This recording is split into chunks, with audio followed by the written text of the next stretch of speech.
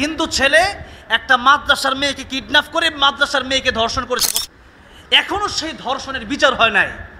এটাকে এদিক সেদিক নাড়াচাড়া করা হচ্ছে। বাংলাদেশ এখনো ঠিক হয় নাই। ডক্টর ইউনূস সাহেব এখনো সঠিক বিচার বাংলাদেশে কায়েম করতে পারে নাই। এই দেশে কোনোদিন শান্তি আসবে না, কারণ হাজার হাজার খুনের বিচার যদি হচ্ছে না, ধর্ষণের বিচার হচ্ছে না। যখন খুন হবে, যেভাবে খুন করেছে ওভাবে তাকে খুন করতে হবে। যখন ধর্ষণ হবে, সাথে সাথে ফাঁসি দিয়ে দিতে হবে। যখন চোর চুরি করেছে, আস-সারিকু ওয়াস-সারিকাতু ফাকতাউ আইদিয়াহুমা, সাথে সাথে হাত কেটে ফেলে দিতে হবে। হিন্দু ছেলে একটা মাদ্রাসার মেয়েকে কিডন্যাপ করে মাদ্রাসার মেয়েকে ধর্ষণ করেছে, ঘটনা শুনেছেন আপনারা?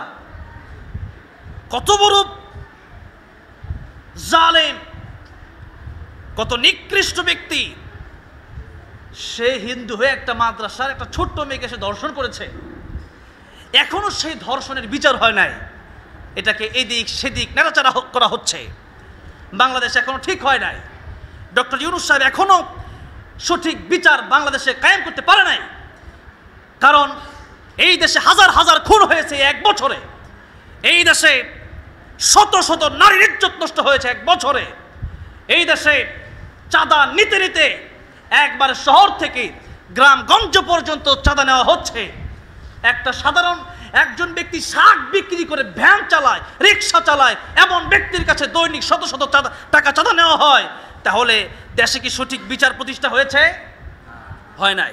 সেজন্য এই দেশে সঠিক বিচার যদি ব্যবস্থা করতে হয়, তাহলে একমাত্র কোরআনের শাসন ছাড়া সম্ভব না। যখন দর্শন করেছে, তারপরে তাকে জেলে নিয়ে খাওয়াইয়া পড়াইয়া দরকার কি? যারা আওয়ামী লীগের ছিল, এই আওয়ামী লীগের এই স্বৈরাচারগুলো যখন বাংলাদেশের বিভিন্ন জায়গায় চাঁদাবাজি, খুন, দর্শন, হামলা এগুলো করেছে, এখন দেখা গেছে এদেরকে মাঝে মধ্যে যখন কোর্টে নিয়ে যাওয়া হয়, আদালতে নিয়ে যাওয়া হয়, তখন দেখা যায় তারা একটু মোটা তাজা হয়েছে। কারণটা কি? ভিতরে খুব বিয়ে তাদেরকে ডাকা হয়েছে। বাইরে থাকলে জনগণ পিঠে শেষ করে দিবে, সেই জন্য ভিতরে নিয়ে এদেরকে জামাই আদর দিচ্ছে, জামাই আদর। সেজন্য এগুলো কোনো বিচার না। ডক্টর ইউনূস সাহেব যা করছে, এগুলো বাংলাদেশের জন্য কোনো ভালো কিছু, ফায়দাজনক কিছু বই আনবে না। সেজন্য আমরা ইসলাম চাই, আমরা খেলাফার এই দিন কায়েমের এই রাজনীতি ব্যবস্থা বাংলাদেশে চাই। এছাড়া এই দেশে কোনোদিন শান্তি আসবে না, কারণ হাজার হাজার খুনের বিচার যদি হচ্ছে না, ধর্ষণের বিচার হচ্ছে না। যখন খুন হবে, যেভাবে খুন করেছে ওভাবে তাকে খুন করতে হবে।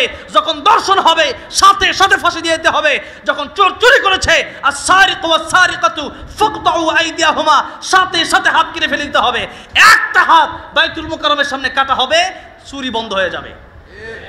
কেন? কোরআনের বিধান আল্লাহ রাব্বুল আলামিন ১৫০০ বছর আগে দিয়ে দিয়েছে, কিন্তু সেই বিধান ভালো লাগে না। কেন ভালো লাগবে না? কারণ হচ্ছে যে সুর তো জায়গায় জায়গায় বসে আছে।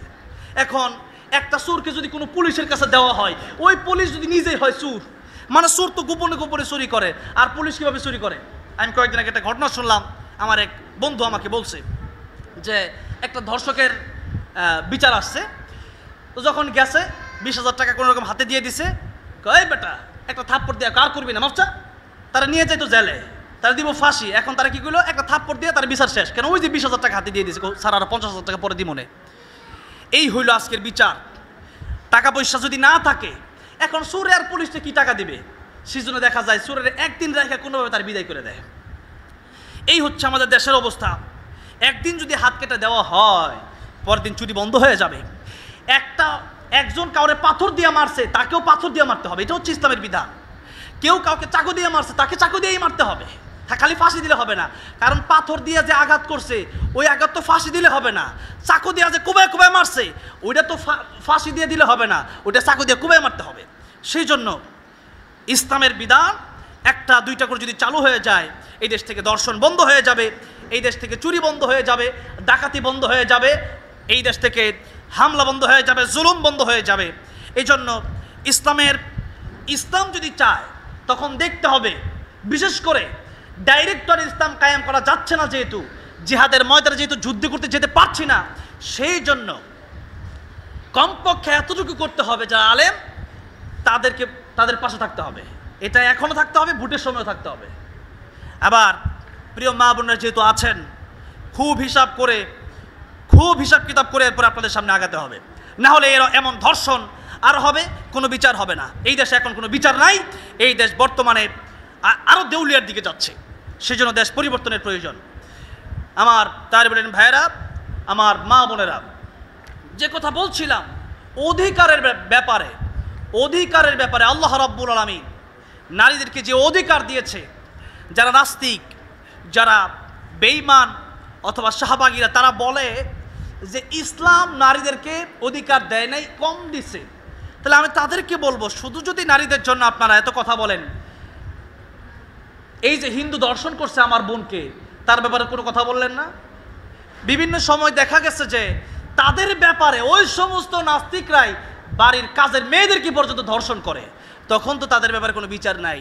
সেজন্য সেই বিচার যতক্ষণ কায়েম না করা যাবে, মনে করা হবে যে শেয়াল মুরগি খাওয়ার জন্য ঘুরে, সেই জন্য শেয়াল কোনোদিন তারা মুরগি ভেতরে থাকুক সেটা চায় না। শিয়াল চায় মুরগি বাহিরে এসে দৌড়দৌড়ি করুক আর ঝাপটি মারে তারা ধরবে। এটা হচ্ছে শেয়ালের চাহিদা। ঠিক তেমনিভাবে জিনাকার যারা, নারীখোর যারা, এরা চায় কিভাবে নারীরা বাইরে বের হবে আর তাদেরকে কিভাবে তারা দেখে উপভোগ করবে। জেনা শুধুমাত্র সরাসরি তার সাথে জেনা করলেই জেনা হয় না, বরং নবীজি বললেন যে চোখের জেনাও একটা জেনা, হাতের জেনাও একটা জেনা, পায়ের জিনাও একটা জিনা, কানের জিনাও একটা জিনা। যদি কেউ মহিলার নরম ভাষা শুনে কেউ যদি আকৃষ্ট হয়, নবীজি বলেছেন এটা কানের জিনা হবে। আবার নারী রাস্তা দিয়ে যাচ্ছে, তার চেহারা অথবা তার দেহ দেখে যদি কেউ এটা দেখে যদি আকৃষ্ট হয়, নবীজি বলেন এটা চোখের জিনা। আবার যদি কেউ পা দিয়ে নারীর কাছে যে এটা পায়ের জিনা, এমনভাবে অন্তর দিয়া ভাবা এটা অন্তরের জেনা। সরাসরি জেনা না করলেও চোখ দিয়ে জেনা হয়, কান দিয়ে জেনা হয়, হাত দিয়ে জেনা হয়, পা দিয়ে জেনা হয়, অন্তর দিয়া পর্যন্ত জেনা হয়। এমনকি রাসূল করিম সাল্লাল্লাহু আলাইহি সাল্লাম বলেছেন, ও মহিলারা, তোমরা তোমাদের বুরকার উপর দিয়া স্প্রে মারবা না, সুঘ্রাণ দেওয়া যাবে না। সুঘ্রাণ যদি কেউ নাক দিয়ে নেয়, ওটা নাকের জিনা হবে। ওই মহিলাকেও রাসূল সাল্লাল্লাহু আলাইহি সাল্লাম জেনাকারের সাথে তুলনা করে বলেছেন সেও একজন জানি, কারণ তার কারণে তার শুধুমাত্র ঘ্রাণের কারণে সে নারীর দিকে আকৃষ্ট হচ্ছে। সেজন্য মহিলা থাকবে মহিলার মতো। রাসূলুল্লাহ সাল্লাল্লাহু আলাইহি সাল্লাম বলেছেন এই দুনিয়ার সব জিনিস উত্তম, তবে সব জিনিস উত্তম হলেও এই দুনিয়াতে অনেক সম্পত্তির সবচাইতে উত্তম হচ্ছে নারী। সবই সম্পদ, কিন্তু উত্তম সম্পদ হচ্ছে নেককার নারী। সেজন্য নেককার নারী যেহেতু উত্তম সম্পদ, দামি সম্পদ, সেজন্য দামি জিনিস কিন্তু পর্দার বাইরে থাকতে পারে না। একটা চকলেট দাম 1 টাকা। এই চকলেট যদি বিক্রি করা হয়, তখন চকলেটটাতে প্যাকেট মেরে দেওয়া হয়। প্যাকেট ছিঁড়ের পরে চকলেট যদি খেতে হয়, আপনি নারী, চকলেটের যদি প্যাকেট থাকে, আপনার কেন প্যাকেট থাকবে না? সেই জন্য চকলেটের যেমন প্যাকেট আছে, মানে চকলেটটাকে ধুলাবালু থেকে বাঁচাতে হবে না, এই চকলেট মানুষ খাবে না। সুলা কলা, একটা সুলা কলা যদি বাজারে কেউ বিক্রি করে, ওরে পিটাবি মানুষ, যেটা কি বাজারে বিক্রি করছে, খিলক্ষেত বাজারে। কেন? আরে ভাই, কলা যখন সুলি বিক্রি করতেছেন তখন তো কলার ভিতরে মশা বসছে, মাছি বসছে, এই কলা খাওয়ার উপযোগী না, নষ্ট হয়ে গেছে, দুর্গন্ধ। ঠিক তেমনি ভাবে নারী যখন পর্দায় থাকবে না, একটা কলার দাম আর কয় টাকা? ভালো কলা হইলেই তো সবচেয়ে দামি কলাই ধরেন 50 টাকা হালি সবরি কলা। সেই কলা যদি সুলে বিক্রি করা হয়, তখন কেউ নিবে না। জুবাইর আহমদ আনসারী রহমতুল্লাহি বলতেন, তিনি বলতেন যে এক বেটা গান গাইতেছে, মানে প্রতিদিন সে ব্যক্তি কলা বিক্রি করে। এখন কলা বিক্রি করতে করতে তার কলা ভালোই বিক্রি হয়। একদিন তার স্ত্রী তাকে বুদ্ধি দিল যে এই কলাগুলো আজকে তোমার সিলে দিই, মানুষ এত কষ্ট করে কলা শিলা টিলা না খায়া ডাইরেক্ট কলা খাইলেই ভালো। তখন লোকটা ওই শিলা কলা তার বউয়ের পরামর্শ শোনা ভালো, কিন্তু সব সময় না। তখন এই পরামর্শ দেওয়ার পরে সে নিয়ে গেল বাজারে কলা। সেই কলা যেই মাত্র বিক্রি করতে যাবে, আর তো কেউ কলা কিনেই না, বরং সকাল থেকে সন্ধ্যা পর্যন্ত বসে রইল, মশা মাছি বসেই কলা আরো সাদা কলাগুলো কালো হয়ে গেছে। অতঃপর সেই ব্যক্তি যখন কলা বিক্রি করতে পারে নাই, এখন কলা ফেলে দিবে, কেউ ফেলতেও দেয় না। এই বাজারে কলা ফেলবি না, আমাদের বাজার নষ্ট হবে, তোর এক বল কলা জেনে ফেলবি, এখানেই আমাদের আরো নষ্ট হবে, কলা পচবে, মশা হবে, এখান থেকে দুর্গন্ধ হবে, আমাদের সমস্যা। এখন কেউ যখন কলা নেও না, কলা ফেলতেও দেয় না। এই বেটা তখন গান গাচ্ছে, কে আসো আমার কলার খরিদ্দার, কে আসো আমার কলার খরিদ্দার, কলার সাথে আছে 1 টাকা কইরা পুরস্কার, 100 কলা আছে তার সাথে 100 টাকা পুরস্কার দিব, তো আমার পাশাও ভাই বুঝার ভালো লাগতেছে না। এই বুঝার কি লাগে না, ভালো লাগে না। এখন দেখা গেছে যে ব্যক্তি কলা বিক্রি করে প্রতিদিন ভালো, আজকে বিক্রি করতে পারে নাই কেন? কলাটা সিলি বিক্রি করার কারণে, কারণ কলাইটা ভালো নাই, কলা মশা মাছি শেষ করে দিয়েছি এটাকে। এই জন্য আর কলা কেউ নেয় না। এখন একটা ব্যক্তি আসছে, আসার পরে বলছে কলাগুলো দিয়ে দেন, 100 টাকা যেহেতু দিবেন, এগুলো নিয়ে প্রয়োজনে ডাস্টবিনে একটু কষ্ট করে আমি ফেলে দিলাম, আর 100 টাকা তো আমার লাভ হবে। ওই যে ওই ব্যক্তিটা কলা যে নিল, কেন কলা নিল? কলা খাওয়ার জন্য কলা নিছে নাকি টাকার জন্য কলা নিছে? ওই 100 টাকার জন্য 100 কলা নিছে। মা ও বোন, যদি আপনি পর্দায় না থাকেন, তখন পর্দায় না থাকার কারণে এক একটা ছেলে আপনাকে যখন ফ্রিতে পেয়ে যায়, জিনা ব্যভিচার যখন বেড়ে যায়, তখন আর মানুষ বিয়ে করতে চায় না। বিয়ের সিস্টেম বন্ধ হয়ে জিনার সিস্টেম যখন চালু হয়ে যায়, পর্দা যখন করেন না, আপনার চেহারা যখন এমনিতেই তারা ফ্রিতে দেখতে পারে, তখন মানুষ আর বিয়ে করতে চায় না। তখন বিয়ে দিতে গেলে ছেলে বলে যৌতুক লাগবে, তখন ছেলেটা নারীর জন্য বিয়ে করে না, বরং ওই যে লোকটা কলা নিয়েছে টাকার জন্য, এই যুবক বিয়ে করে তাকে কেবলমাত্র যৌতুক দিবে 5 লাখ 10 লাখ টাকা। সেই যৌতুকের কারণে আজকে মানুষ বিয়ে করে, অতঃপর দেখা যায় সংসার শুধু অশান্তি আর অশান্তি। একদিকে নিচে যৌতুক, এখানেও হারাম, হালাল কাছে যখন হারাম ঢুকছে আর বরকত তো থাকেই না, 2 দিন পরে ঝগড়াঝাটি হইয়া শেষ। এই জন্য বর্তমান সংসার নাটিকার অন্যতম কারণ হচ্ছে নারীরা, তারা তাদের পর্দায় না থাকার কারণে। ১৩,০০০ বছর আগে আল্লাহ রাব্বুল আলামিন বলেছেন, তোমরা জাহেলি যুগের নারীদের মতো তোমরা রাস্তাঘাটে বেহায়া নারীদের মতো বের হইও না।